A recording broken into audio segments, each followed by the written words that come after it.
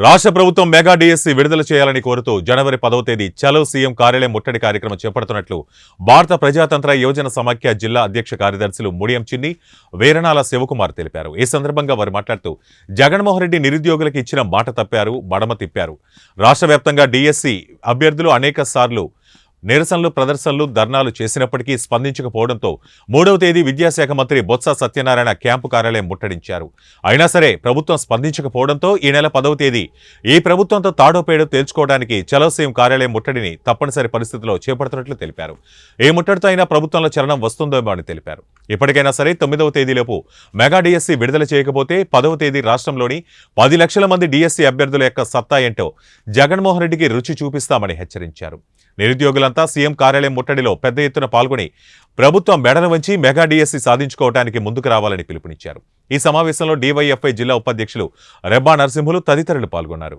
ఏటా డిఎస్సి నిర్వహిస్తానని చెప్పేసి ఆ రోజు ఇచ్చిన మాట చెప్పి నిరుద్యోగులు మొత్తం గంప గుర్తుగా ఓట్లేసిన సందర్భంలో అధికారంలోకి వచ్చినటువంటి 4.5 సంవత్సర కాలంలో ఈరోజు ఒక్క డిఎస్సి కూడా నిర్వహించలేదంటే ఈ రాష్ట్ర ప్రభుత్వానికి నిరుద్యోగుల పట్ల ఏమాత్రం చిత్తశుద్ధి ఉందో అర్థం చేసుకోవచ్చు అని చెప్పేసి మేము చెప్తా ఉన్నాం.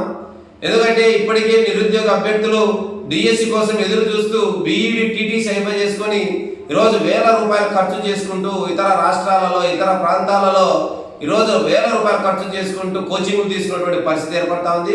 ఈరోజు వయోభారం ఒక దిట్టు పెరిగిపోతా ఉన్నా, ఈరోజు మానసిక క్షోభ అనిపిస్తూ ఈరోజు డిఎస్సి కోసం ఎదురు చూస్తా ఉన్నటువంటి పరిస్థితి ఏర్పడతా ఉంది.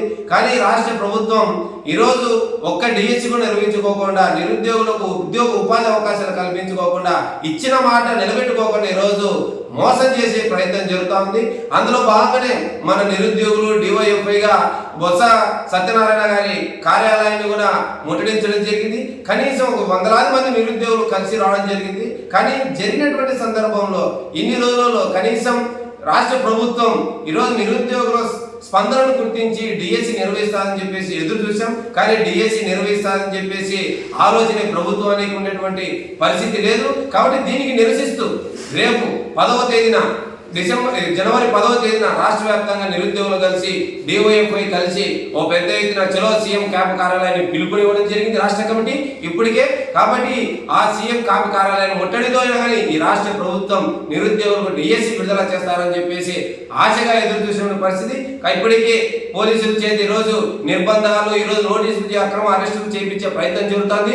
ఎట్టి పరిస్థితులైనా సరే ఈ నిర్బంధాలకు, నోటీసులకు ఈరోజు డివైఎఫ్ఐ నాయకులు భయపడే ప్రసక్తి లేదు. కాబట్టి ఖచ్చితంగా రాష్ట్ర ప్రభుత్వం ఇచ్చినటువంటి హామీని నిలబెట్టుకునే దానికి ఈరోజు అమలు చేసేదానికి ప్రయత్నం చేయాలి తప్ప ఈరోజు ఉద్యమాన్ని అణచేసే విధంగా ప్రయత్నం చేయడం చాలా దారుణమైన విషయం. ఇటువంటి అహంకారపూరితమైనటువంటి నిర్ణయాలు, నియంత్రణగా పరిపాలించినటువంటి నాయకులకు తెలంగాణ తెలంగాణలో నిరుద్యోగులు ఏ విధంగా అయితే ప్రభుత్వాన్ని, ముఖ్యమంత్రిని మార్చేశారో రేపు రాబోయేది 3 నెలల ఎన్నికల కాలం. కాబట్టి ఎన్నికల కాలంలో కూడా నిరుద్యోగుల సత్తా ఈ రాష్ట్ర ప్రభుత్వానికి తగిలే విధంగా ఈరోజు నిరుద్యోగులు చెప్పబోతా ఉన్నారు. కాబట్టి ఇప్పటికైనా కానీ రాష్ట్ర ప్రభుత్వం ఆ స్థాయిలో కాకుండా డిఎస్సి నోటిఫికేషన్ తక్షణమే విడుదల చేసి ఉద్యోగాల భర్తీ కూడా ఈరోజు తక్షణమే 3 నెలల కాలంలో చేయాలని చెప్పేసి రేపుంటైనా రాబోయేలో పెద్ద ఎత్తున ఆందోళన కార్యక్రమం శ్రీకారం చుడతాం. కాబట్టి నిరుద్యోగ అభ్యర్థులకు కూడా డివైఎఫ్ఐగా మేము పిలుపునిస్తా ఉన్నాం. రేపు జనవరి 10వ తేదీ జరిగినటువంటి సీఎం క్యాంప్ కార్యాలయం ముట్టడికి తరలి రావాలని చెప్పేసి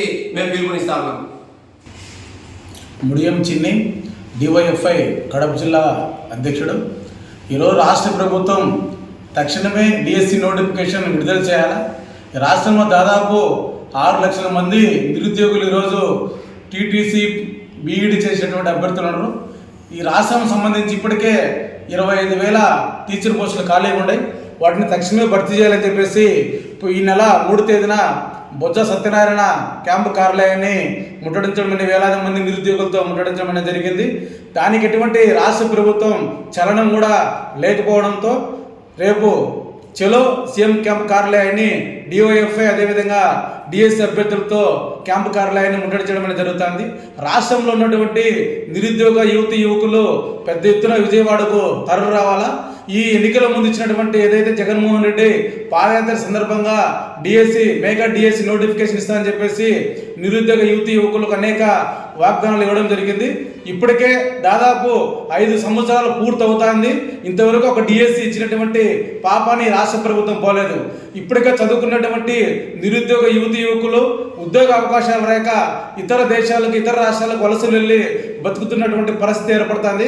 కాబట్టి రాష్ట్ర ప్రభుత్వం ఇప్పటికైనా తక్షణమే నోటిఫికేషన్ డిఎస్సి ప్రకటించాలా, లేకపోతే రాష్ట్ర వ్యాప్తంగా పెద్ద ఎత్తున డివైఎఫ్ఐ యువజన సంఘం ఆధ్వర్యంలో ఆందోళన కార్యక్రమాలు చేపడతామని చెప్పేసి తెలియజేస్తున్నాం. అదేవిధంగా నిరుద్యోగ యువకులు పెద్ద ఎత్తున రేపు విజయవాడకు తరలి రావాలని చెప్పి కూడా ఈరోజు డివైఎఫ్ఐగా మేము పిలుపునివ్వడం జరుగుతుంది.